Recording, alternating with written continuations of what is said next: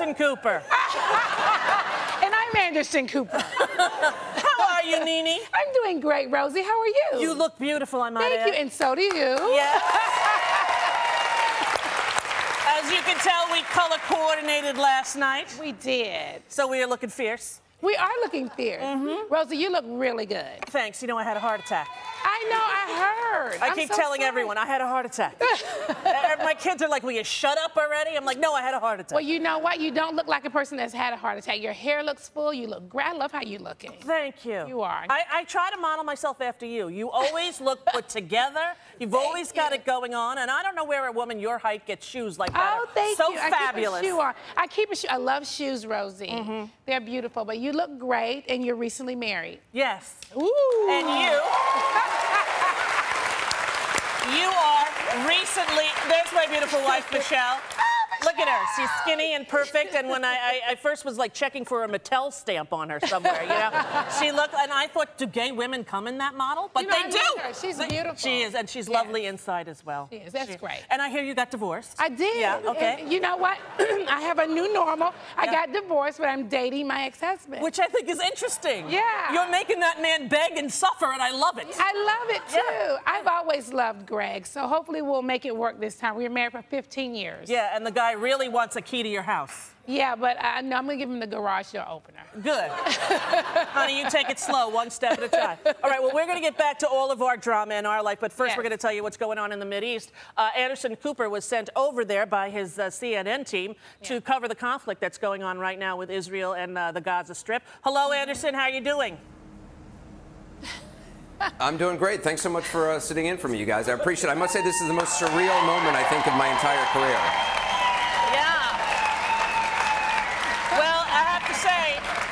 You look very well for a guy who almost got blown up a few hours ago.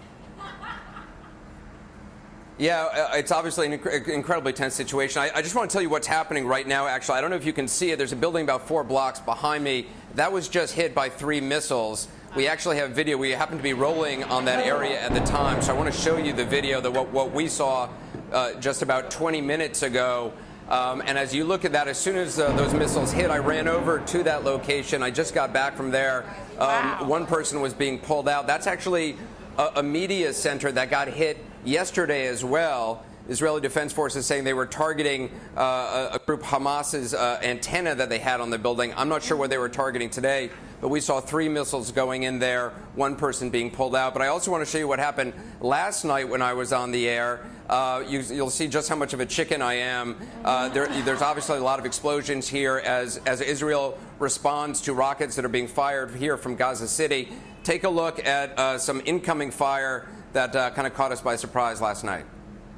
We know 10 members of one family. Also 2 media centers built. Whoa. Well, that was a rather large explosion. That is a very calm and cool and collected response, sir. It really was. I'm not so sure I could have kept it together. Now, you're actually in Gaza City. Is it dangerous for the reporters and journalists to be there at this time? You know, it's dangerous for anybody here. I mean, this is an incredibly densely packed city, 1.7 million people in Gaza living very close together. And for the last 6 days, they've been living under, you know, the constant threat of bombardment by Israeli forces and also Hamas firing rockets even from residential areas. So it's a very tense situation. Regular life here has really stopped. The stores are shut down. You don't see people on the streets. Most people are kind of just hiding, hunkering down in their homes, just waiting for this conflict to end before they can go back out to even get basic supplies. In 2008, when Israel went into Gaza, they sort of they got rid of all the weapons that were there. How has Hamas and that group there been able to get new weapons in since then? Well, they've been smuggling in weapons really ever since then, and also manufacturing weapons here. But Rosie, you raised a good point. The last time this conflict escalated to this degree, Israel launched a ground invasion back in 2008, 2009. They've now massed about tens of thousands of troops on the border. They say they're prepared for a ground invasion, but I think a lot of people on all sides are hoping it does not come to that. At this point, it's artillery strikes, it's strikes by the Israeli Air Force, but the rockets keep getting fired. I've seen about 6 to 9 rockets, at least with my own eyes, being fired today from Gaza City toward Israel. Israel's able to intercept a number of those, but a number of those do land. 3 people at least have been killed in Israel, a number of others wounded. Air raid sirens on the Israeli side. You don't have the air raid sirens over here. But over the last couple of years, Hamas has been able through Iran to get more sophisticated weapons, more sophisticated rockets that can actually try to reach cities as far away as Jerusalem and Tel Aviv, and we've seen rockets heading toward those places as well. Is it true that now the Arab League is getting together and trying to broker peace there at this point? Yeah, I mean, there's a bunch of different groups trying to come up with some sort of a peace settlement. There's said to be some talks ongoing in Egypt, but it's unclear at this point what's really going to happen, Rosie. I mean, both sides have to be willing to pursue peace, and right now it's not clear what the parameters of any kind of a ceasefire would actually be. You know, Hamas does not recognize Israel's right to exist, and that's a key thing for Israel. They say, how can we have this neighbor who doesn't recognize our right to exist and is willing to fire rockets into our territory? Hamas says they want Israel to stop the blockade of Gaza. They've basically been blockading Gaza for several years, controlling what comes in and what comes out. But it's obviously it's a very delicate negotiation that would be going on, and it's not clear anytime soon it's going to result in a ceasefire. It seems quite often that these conflicts arise right at the election season. Is there any kind of talk about how the elections coming up maybe have precipitated the amount of fighting that's occurring now?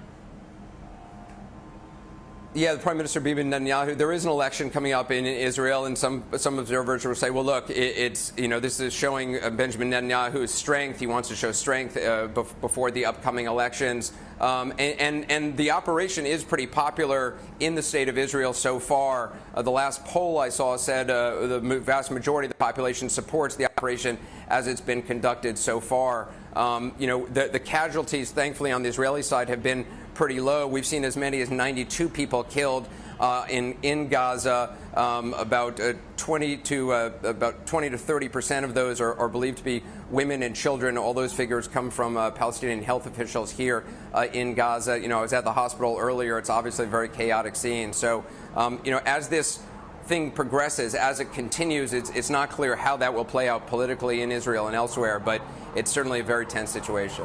Are there any long-term plans for resolution? Because as Gaza was evacuated in 2005 and the Gaza Strip was given over to Palestinian and the elected government there was Hamas, it seems as though every few years they have to go in and what the Israelis call cut the grass, which usually ends up in so much death and destruction. Is there a long-term plan for peace?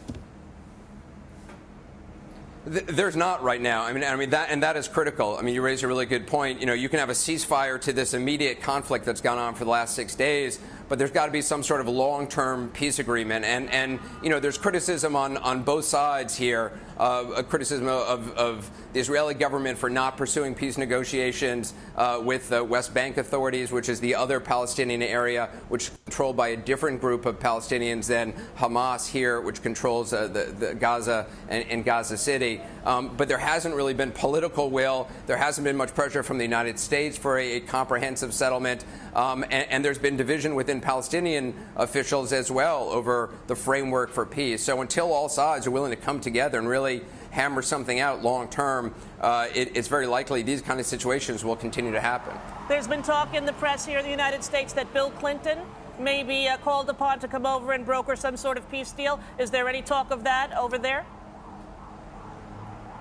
He's very popular here, both among Israelis and among Palestinians. I have heard that bandied about in the U.S. among some people. I saw John McCain and a couple other people suggesting Bill Clinton might play a role. I'm not sure if the former president has commented on it, but I think people here want, would like to see some sort of kind of roadmap to peace, whether or not exactly what the parameters of it are, that's for negotiation, but at least the idea that they're moving toward in that direction, in the right direction. And if anybody could, help in that, I think that would probably be appreciated over here. There's also some talk about Gaza coming under the domain of Egypt. Is that at all being bantered about there as well?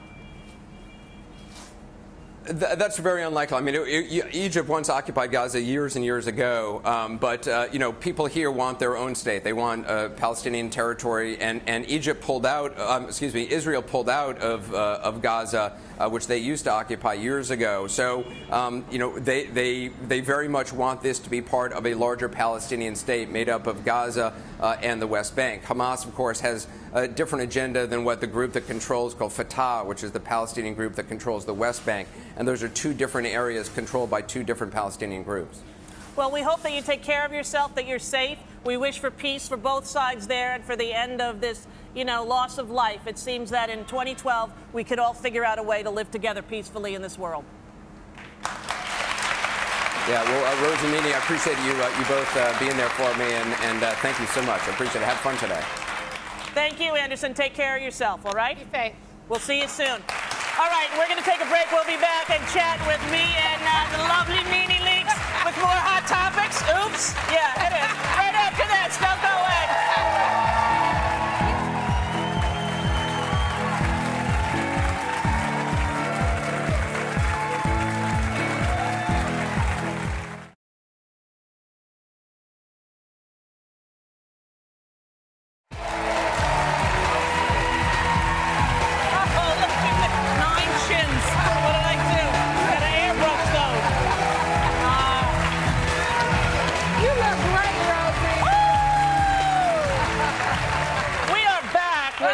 Amazing NeNe Leakes. I'm filling in for Anderson Cooper, who is in Gaza, and we just spoke to him about the conflict. And I don't know why we're recapping that, but it's on the prompter because, frankly, I don't enjoy that about TV lately. It's like you tell people what you just saw, and it really wastes time. And I just wasted more explaining how I don't like that. So, NeNe. Yes? It was announced that we were going to be doing this together, that I was going to be filling in, and I got some negative Twitter responses. So did I. You did? Yeah. All right, look what people wrote. Rosie. Yeah, exactly. What a mistake. Why? Okay? Right. Well, just wait. Rosie, is that the best he could do? Not a Rosie fan. What do you do when you get mean tweets? I usually press block. I get a lot of mean tweets. You do? Sometimes, I get people that are really outspoken and saying really negative things. If they say something like, NeNe, I didn't like your shirt, I'm cool with it. Yeah. But when they start going like, real negative, I press block. Yeah. Do you ever diss them first and then block? I have done that before. Yeah. And you know what I've done before? Seriously. That's what I do. Yeah. I've seen people, I look and see if they're following me. And if they're following me, then I DM them a really nasty message. And then I follow them for a second, DM them, and then unfollow them and block them. That's good. See? Yeah. I wish they had a feature that's called, like, nuclear block. Yeah. Like, so that they can't go back on as someone else because, it's funny. Whenever I get a negative tweet, I go to see how many followers they have. Me too. It's usually 13. Yeah, so and it's one. like, all I can do to write back, this is why you have no friends. Send. Right. You know what I mean? Or it's usually an egg. Yeah, it's an egg. An egg. No photo, just an egg. No photo, just an egg. And then they're dissing me. Yes, they diss me too, but it's all good. And you know what I say to them? What do you say? Boop. Good. All right. That's my saying. Now, let me just say this. Ebony Magazine, cover girl. Cover girl. How do you feel about that? Well, when Ebony approached me about doing the cover, I felt very honored. It's like the #1 African-American magazine. So this was a magazine that I grew up looking at, Rosie. Sure. So this is the one magazine that as a child that we could look in and see people that look like us, dress like us, same hair color, same skin. Yep. So I was very honored to do the cover. It's a huge deal. And not only is the cover of Ebony, it is the Power 100 cover. So that means a lot. And you are, honey. Yeah. You realize that? Yes. I was doing a NeNe Leakes Real Housewives of Atlanta marathon yesterday because I stopped watching after season 1. Yes. I fell in love with you and then I was done. Aww. You know what I mean? Yes. Yeah, because remember when we met all those years ago? Yes. There were all the other housewives there. Yes. And all I was going is, give me that NeNe! New, where are you? Yes, and they were all mad with her for walking in doing that. I was like, oh my God, look at Rosie. She's going, where's NeNe?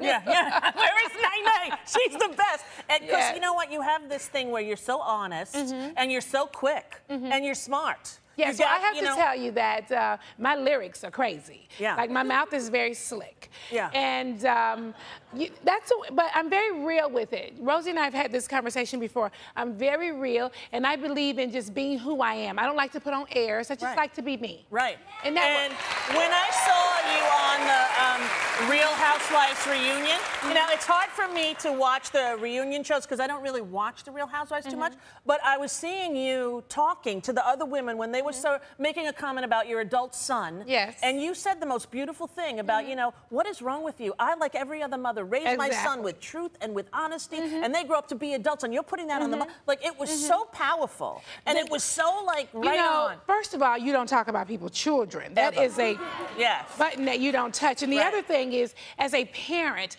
I don't believe that any parent would raise their child and say, you know, I want the worst for you. Yes. You know, nobody says that. Learn Everybody to lie says, and cheat. Yeah. Everybody says, I want the best for you. I want you to go out here, and I want you to do this, this, this, and this. And for anyone to belittle my child was just too much for me. Yeah. Because as a young adult, you make mistakes, and all these things are going to shape you into who the person that you are today. That's right, and I know you didn't have it easy as a young adult. No, I didn't. I read your book. No, my book was good. It was good, and it was riveting, honey. It was good. Yeah, Rosie. you had some serious, scary things happen to you, and look, you survived. You came through it. Yes, and here I am, looking how beautiful sitting next to you, honey. That's right. Now, I know that you are starring in one of my favorite new shows, The New Normal. Yes. And it's a great show, and you're so fun on it. And my friend Andrew Rannells is the star. Yes, he was the lead in Book of Mormon on Broadway. Yes, that man can sing and act and look gorgeous doing it all. He's cute, isn't he? Yes, and isn't it true? Is it true that Ryan Murphy, who is the creator of that show, as well as Glee and Nip Tuck, he saw you on Celebrity Apprentice? He did. He watched me on Celebrity Apprentice and The Real Housewives of Atlanta, and he said, listen, I love her and I want to meet her. And so I flew to Los Angeles and I met and we talked, and he said, can you be on Glee and play this character, Coach Roz? And I was like, sure. He said, nobody can take down Jane Lynch, AKA, you know, my girl. Yeah. Like you could. And I said, okay. So I came in, I met her, and I did the whole thing. And from there, Ryan offered me this character, Rocky, on The New Normal. So here I am. Really good. Yeah. So basically, Donald Trump was responsible for you getting that role. No, not really. Really? Well, a lot of people liked watching me on Celebrity Apprentice, and I have to say that Donald has been in my life, and he's also been in yours. Yes, he has. And you and him do not see eye to eye, Rosie. Not so much. No. But did you know he's in the news? Yes, he's always in the news. Did you read about this? Do you follow him on Twitter? No. Honey, Mommy had a heart attack. There's only so much she can take, okay? But I thought this was interesting news this morning, and perhaps you could read it, NeNe. Oh, God, why me? Go ahead, honey. Listen, well, let me just give you guys a briefing on it. Sure. He has a steakhouse out in Vegas, right? Really? And what happened at his steakhouse, NeNe? Well, you know when you walk in the restaurants and you want it, when I walk in, I usually look up to see if they have an A or B, you know, like that. And he has a C. Uh-huh. So the restaurant is not so clean. Yeah. He's got a lot of bad inspections. Yeah, uh-huh. Are you gonna eat there? No. Apparently there was a dirty dining segment, and there was very old food and rotten caviar and unrefrigerated duck. I'm just saying this is what I've read in the paper, but of course I'm sure he'll find a way to blame Obama for that.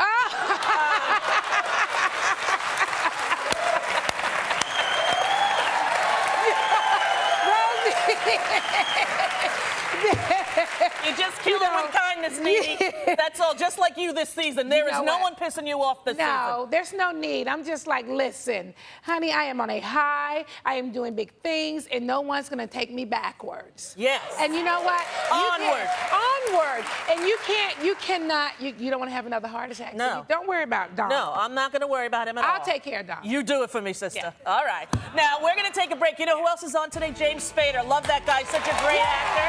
I'm going to interview him talking about the movie Lincoln, which was fantastic. Don't go away.